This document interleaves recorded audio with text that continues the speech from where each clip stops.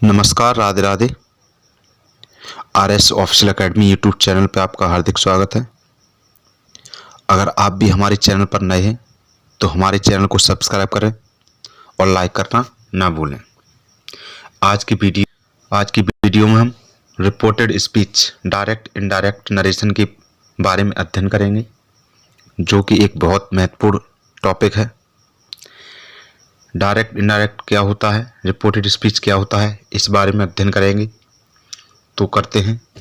देखो, इसमें लिखा है कि वक्ता के कथन को नरेशन या स्पीच कहा जाता है। वक्ता मतलब जो बोलने वाला होता है, उसके जो कथन को, मतलब जो वक्ता बोलता है उसको हम स्पीच बोल दो या नरेशन बोल दो। ठीक है।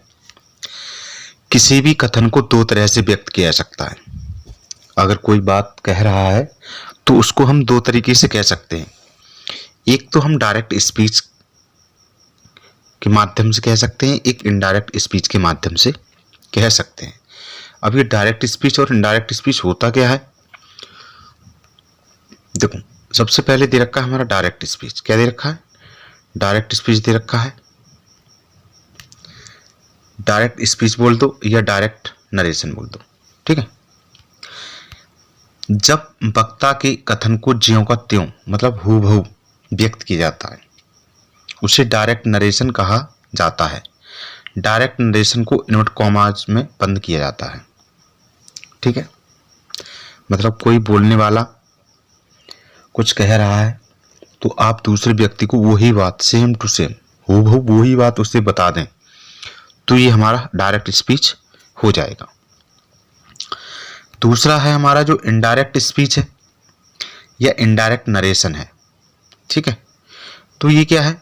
जब वक्ता के कथन को अपने शब्दों में व्यक्त किया जाता है, मतलब जो बोलने वाला होता है उसके स्पीच को, मतलब कथन को अपने शब्दों में व्यक्त किया जाता है, तो उसे हम इनडायरेक्ट नरेशन कहा जाता है। तो उसे हम क्या कहते हैं? इनडायरेक्ट नरेशन बोल दो या इनडायरेक्ट स्पीच बोल दो।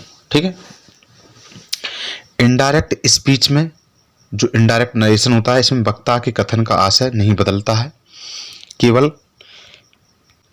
केवल कथन का तरीका बदल जाता है, कहने का तरीका बदल जाता है। आशय वही रहेगा, बस तरीका बदल जाएगा। जैसे मान लो कहीं आप जा रहे हैं, उसको वहां पहुंचने के दो रास्ते हैं, तो आप पहले रास्ते से जाओगे फिर भी वहीं पहुंचना है, दूसरे रास्ते से जाओगे घूमकर जाओगे फिर भी आपको उसी जगह ही पहुंचना है। ठीक है। तो जो वक्ता की बात होती है उसका आशय नहीं बदलता है, कथन का जो अर्थ है वो नहीं बदलता है, मतलब तरीका बदल जाता है। ठीक है। तो आज की जो टॉपिक है reported speech, direct narration, indirect narration. तो रिपोर्टर है, रिपोर्टिंग वर्ब है, या रिपोर्टेड स्पीच है, वर्ब ऑफ रिपोर्टेड स्पीच है। ठीक है। इसके बारे में अध्ययन करना है। तो रिपोर्टर क्या होता है? वक्ता को रिपोर्टर कहा जाता है। जो वक्ता होता है, बोलने वाला होता है, इसको हम क्या कहते हैं? रिपोर्टर बोलते हैं। ठीक। आगे रिपोर्टिंग वर्ब है। रिपोर्टिंग वर्ब होता क्या है? वक्ता द्वारा जिस वर्ब का प्रयोग किया जाता है, मतलब बोलने वाला जिस वर्ब का यूज करेगा उसे हम रिपोर्टिंग वर्ब कहते हैं। ठीक है। तो उसे क्या कहा जाता है? रिपोर्टिंग वर्ब कहा जाता है। रिपोर्टेड स्पीच क्या होता है? इन्वर्टेड कॉमाज के भीतर जो वाक्य रहता है, आगे अध्ययन करेंगे कि इन्वर्ट कॉमा के अंदर वाक्य जो होता है उसे हम रिपोर्टेड स्पीच कहते हैं। क्या कहते हैं? रिपोर्टेड स्पीच कहते हैं। ठीक है। Verb of reported speech. Reported speech invert comma के अंदर के वाक्य कि वर्ब को वर्ब ऑफ रिपोर्टेड स्पीच कहा जाता है। जैसे मान लो एक वाक्य दिया गया है, she said to me. She said to me, उसने मुझसे कहा, I am going to Jaipur, मैं जयपुर जा रहा हूं। तो यहां पे अभी आपको बताया था reporter reporting verb, reporter reporting verb, reported speech. ठीक है। ये चीज बताई गई थी। तो इसमें हमको समझाया गया है कि सी क्या है? हमारा रिपोर्टर है, कहने वाला है। सैड क्या है? रिपोर्टिंग वर्ब है। यहाँ पे जो सैड है हमारी क्या है? रिपोर्टिंग वर्ब है। और I am going to Jaipur, ये रिपोर्टेड स्पीच है। ये जितना दिख रहा है ये रिपोर्टेड स्पीच है। ठीक है। एम गोइंग क्या है? रिपोर्टेड स्पीच की वर्ब है। जो एम गोइंग है रिपोर्टेड स्पीच की क्या है? वर्ब है। और जो हमारा इन्वर्ट कॉमा के अंदर लिखा हुआ है ये हमारा रिपोर्टेड स्पीच है। क्या है? रिपोर्टेड स्पीच है। इतना समझ में आया? आगे चलते हैं। ध्यान रखें, ठीक है, ध्यान रखना क्या है हमको कि रिपोर्टेड स्पीच हमेशा कैपिटल लेटर से शुरू होता है। जो इन्वर्ट कॉमा के अंदर लिखा हुआ है उसका जो पहला लेटर रहेगा, पहला अक्षर रहेगा, वो कैपिटल लेटर में ही लिखना है उसको, ठीक। इन्वर्ट कॉमा इसमें बंद रहता है। डायरेक्ट से इनडायरेक्ट में बदलने पर इन्वर्ट कॉमा हटा दिया जाता है। जो डायरेक्ट टेंस हमको दिया जाता है, डायरेक्ट कथन दिया जाता है, जब उसे हम इनडायरेक्ट में बदलते हैं तो जो इन्वर्ट कॉमा लगा होता है, ये इन्वर्ट कॉमा इधर से और इधर से लगा होता है, इसको हम हटा देते हैं, ठीक है। अब अध्ययन करते हैं rules of changing direct speech into indirect speech. जो डायरेक्ट और इनडायरेक्ट स्पीच के नियम दिए गए हैं, कैसे बदलते हैं, किस प्रकार बदलते हैं, उसके बारे में अध्ययन करते हैं। देखो, सामान्य रूल हैं, ठीक है, जनरल रूल्स के बारे में अध्ययन करते हैं। तो जनरल रूल्स क्या हैं, पढ़ते हैं।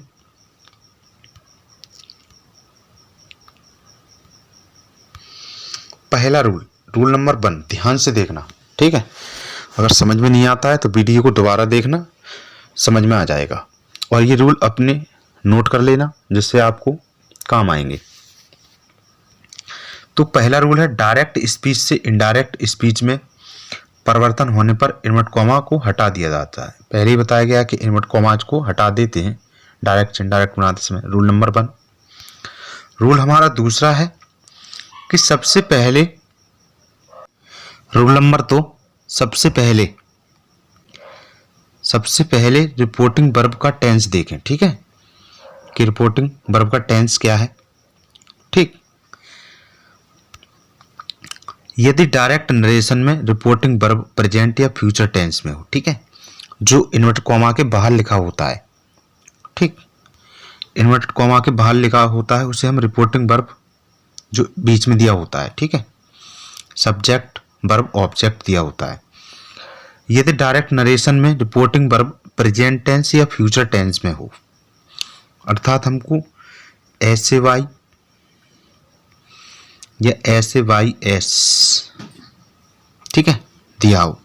प्रेजेंट का मतलब क्या है? ता है, ती है, हिंदी की पहचान होती है। और इंग्लिश की बात की जाए तो क्रिया में SES होगी, फर्स्ट फॉर्म में या फर्स्ट फॉर्म ही दी होगी, ठीक है। फ्यूचर का मतलब क्या है? बिल और सेल के साथ फर्स्ट फॉर्म दी होगी, ठीक है। इसमें कह रहा है यदि डायरेक्ट नरेशन में रिपोर्टिंग वर्ब प्रेजेंट या फ्यूचर टेंस में हो, किसमें? प्रेजेंट हो या फ्यूचर टेंस में हो, तो डायरेक्ट में परिवर्तन करते समय रिपोर्टेड स्पीच के टेंस में कोई परिवर्तन नहीं करते हैं। जो हमारा इन्वर्ट कॉमा के अंदर टेंस लिखा होता है उसमें हमें परिवर्तन नहीं करना है, ठीक है। रूल नंबर 3 क्या कह रहा है? इनडायरेक्ट स्पीच में परिवर्तन होने पर रिपोर्टेड स्पीच के पर्सन का परिवर्तन निम्न प्रकार होता है, ठीक है। इनडायरेक्ट स्पीच में जो परिवर्तन होने पर रिपोर्टिंग स्पीच में जो पर्सन से होते हैं उनका बहुत बड़ा महत्व है, ठीक है, का परिवर्तन निम्न प्रकार करते हैं। नंबर 1, जो फर्स्ट पर्सन रिपोर्टिंग वर्ब के, फर्स्ट पर्सन होता है वो रिपोर्टिंग वर्ब के, फर्स्ट पर्सन रिपोर्टिंग वर्ब के सब्जेक्ट के अनुसार बदलता है, ठीक है। अगर फर्स्ट पर्सन कौन कौन से होते हैं हमारे? फर्स्ट पर्सन आई और वी। कौन सा?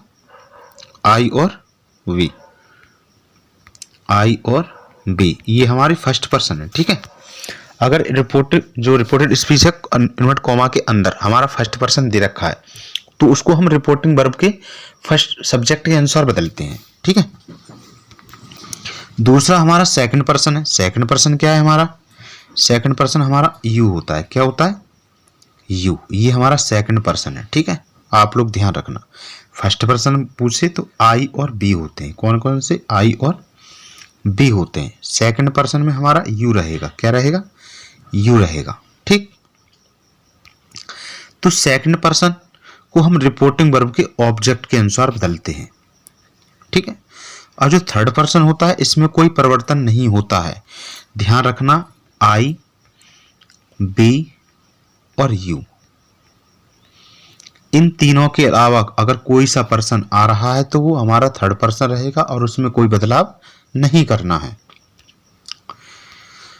डी दिया है पर्सन का परिवर्तन करते समय यह ध्यान रखें कि यदि पर्सन बहुवचन है तो परिवर्तन बहुवचन के अनुसार होगा, यदि पर्सन पजेसिव केस में है तो परिवर्तन उसी अनुसार होगा। पर्सन का परिवर्तन डायरेक्ट है से इनडायरेक्ट में परिवर्तन का एक महत्वपूर्ण भाग है। जो पर्सन का बदलाव होता है डायरेक्ट से इनडायरेक्ट में एक बहुत महत्वपूर्ण भाग है। अगर आपने इसमें परिवर्तन नहीं किया तो आपका इनडायरेक्ट गलत हो जाएगा। ठीक है, ध्यान रखें कि पर्सन का नंबर एवं केस नहीं बदलता, पर्सन का नंबर एवं केस नहीं बदला जाता है। प्रोनाउंस का परिवर्तन निम्न टेबल के अनुसार होता है। ठीक है, ये आपको एक टेबल दिखाई दे रही होगी, ध्यान से पढ़ लेना। जो सिंगुलर में first person, second person, third person दे रखे हैं।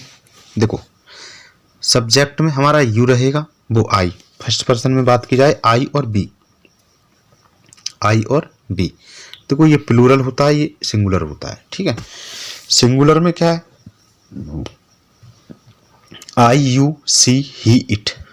ठीक है, आई हमारा फर्स्ट पर्सन है, यू हमारा सेकंड पर्सन है, और ये सी ही इट ये हमारी थर्ड पर्सन है। ऑब्जेक्ट की बात की जाए तो me, you, her, him, it. Possessive case मतलब मेरा, तुम्हारा, उसका, इसका। ठीक है, ये इनकी अंग्रेजी है। यहाँ पे माई माने मेरा, योर माने तुम्हारा, हर माने उसका, हिज माने उसका, इट्स माने इसका। ठीक है, ये है। रिफ्लेक्सिव की बात की जाए, रिफ्लेक्सिव प्रोनाउन। ठीक है, तो my self, your self, her self, ये चीज आती है। प्लूरल में बात की जाए तो बी, यू, दे, ये हमारे प्लूरल में आते हैं। इनका ऑब्जेक्ट क्या होता है, अस, यू, देम।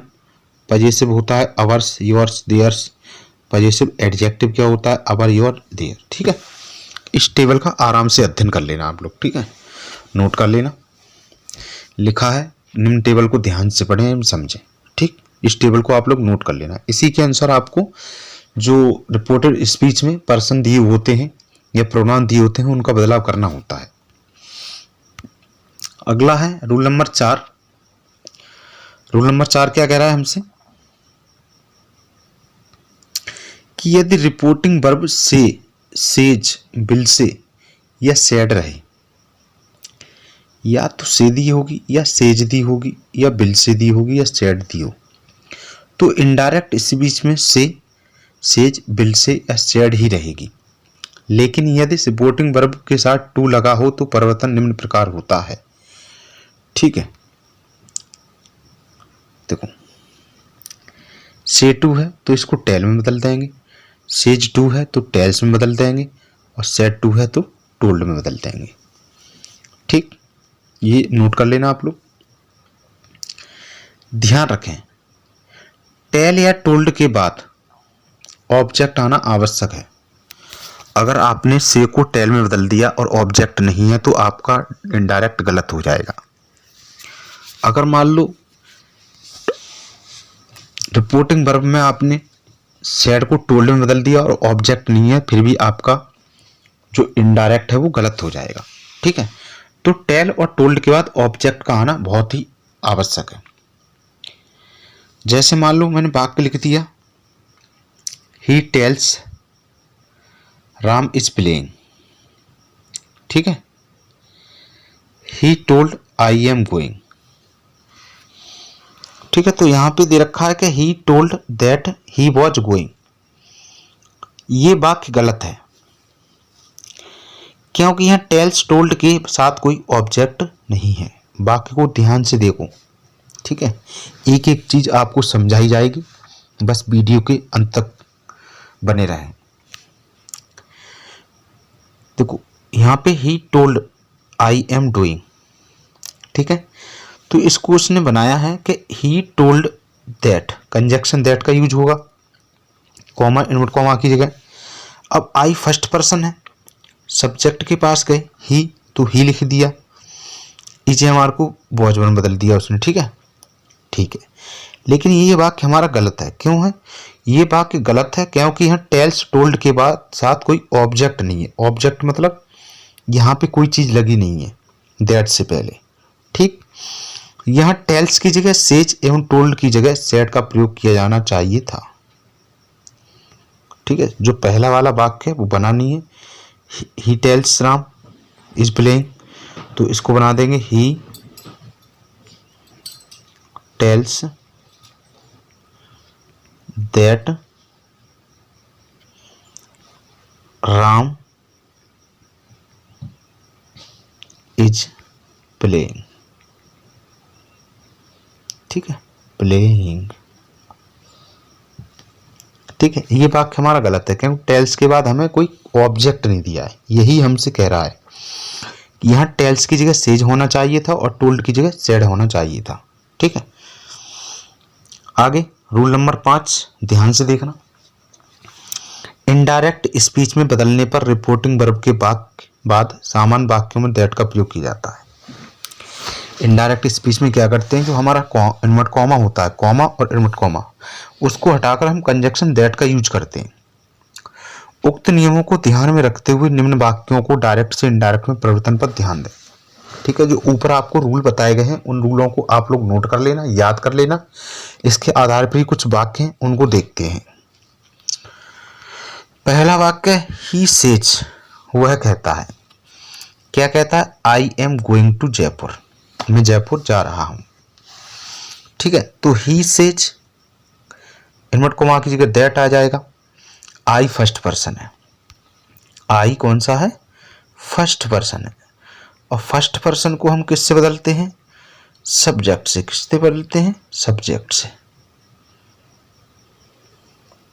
ठीक, तो यहां सब्जेक्ट की बात की जाए तो ही है, तो क्या आ जाएगा, ही।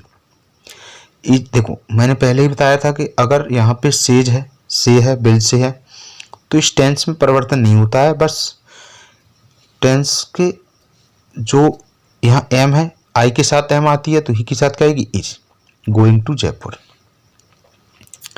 दूसरा है सी सेज टू मी, वह मुझसे कहती है, you are writing a letter to him. ठीक, तो इसको बनाते हैं। तो she tells me, conjunction that का यूज, यू सेकंड पर्सन है, कौन सा, सेकंड पर्सन है, तो मी के पास जाएंगे, मी से बदलेंगे तो क्या आएगा, आई। यू के साथ आर है तो आई के साथ क्या आएगी, am. Writing a letter to, अब देखो यहाँ पे हिम कौन सा पर्सन है, थर्ड पर्सन, तो यहाँ पे थर्ड पर्सन को नहीं बदला गया है। ठीक, तीसरा है हमारा दे से टू राम, वे राम से कहते हैं, we will go to Jaipur, कि हम जयपुर जाएंगे। ठीक, बी के साथ बिल लगी है। ठीक है, कोई प्रॉब्लम नहीं है, यहाँ पे आवश्यक काम के लिए क्या है कि बिल को सेल की जगह बिल लगाना पड़ता है। तो they tell Ram, conjunction that का यूज हो गया। बी हमारा फर्स्ट पर्सन है, किसके पास जाएंगे, दे के पास जाएंगे, तो क्या हो जाएगा, दे बिल गो टू जयपुर। ठीक, बिल का बिल रहने देंगे, कोई प्रॉब्लम नहीं है।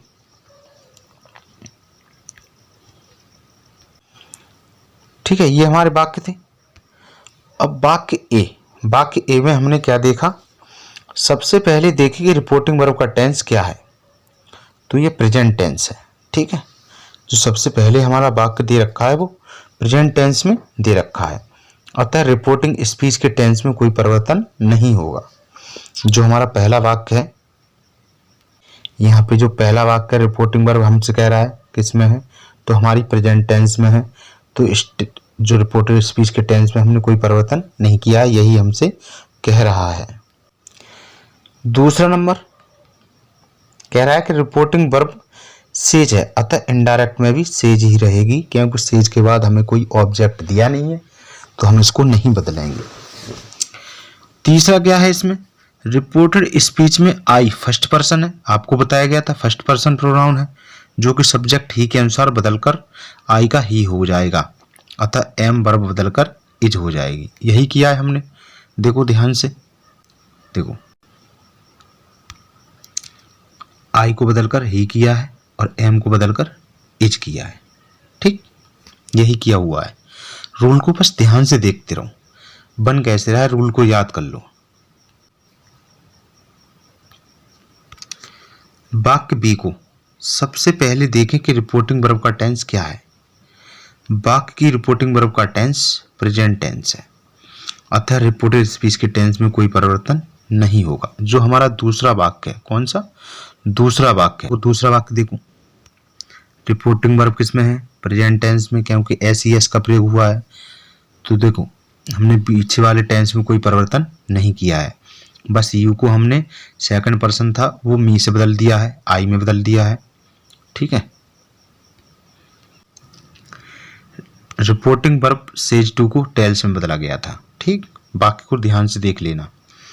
रिपोर्टेड स्पीच में यू एवं हिम, यू हमारा सेकंड पर्सन है और हिम हमारा थर्ड पर्सन है।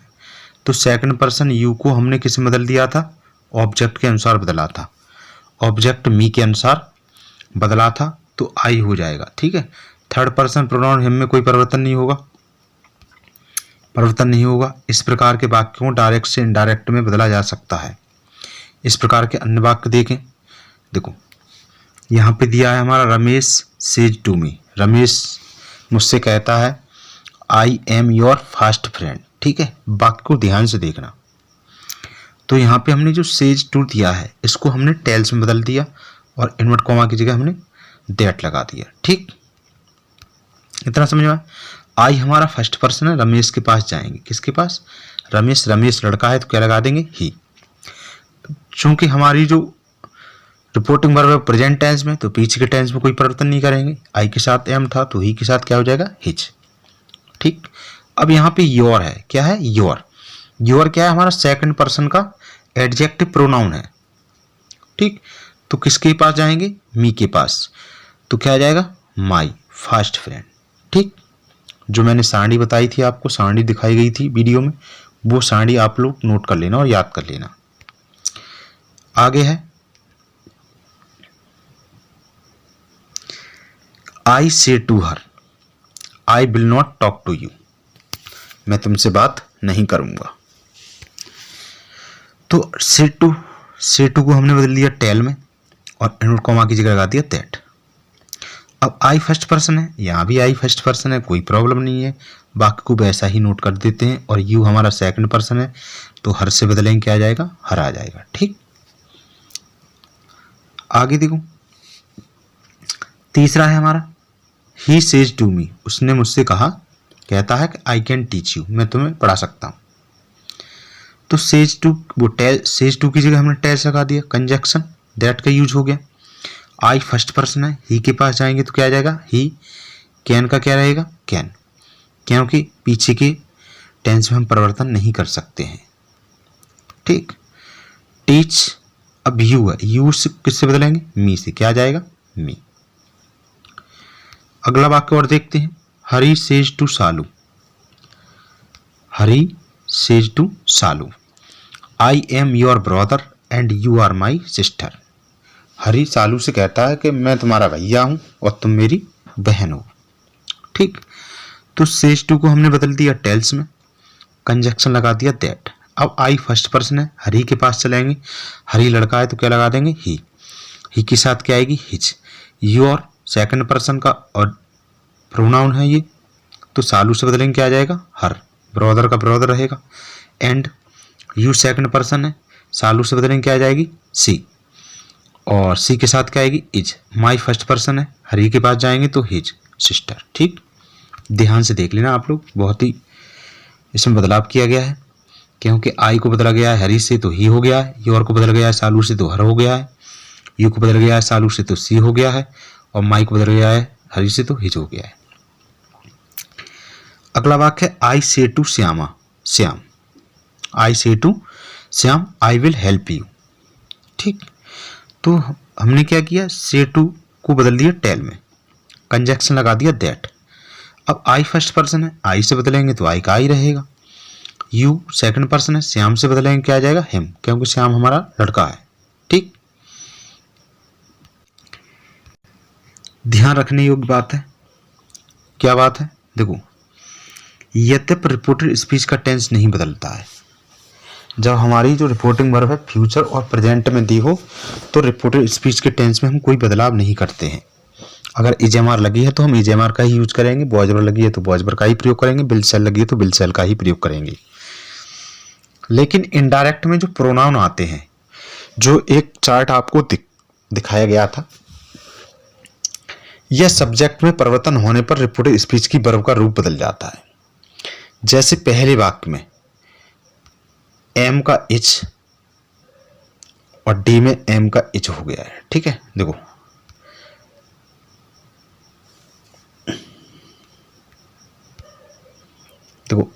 एम का क्या हो गया, इच, और लास्ट वाले वाक्य में डी वाले में कहाँ है डी। हाँ, एम का क्या हो गया, इच। ठीक, ये चीज है। तो ये नियम आप लोग नोट कर लेना। अगले वीडियो में हम आपको reporting verb in the past, मतलब रिपोर्टिंग वर्ब जो पास्ट टेंस में होगी उसमें किस प्रकार परिवर्तन करते हैं, इस बारे में अध्ययन करेंगे। तो आज की वीडियो में बस इतना ही। अगली वीडियो में फिर से मिलते हैं, तब तक के लिए नमस्कार।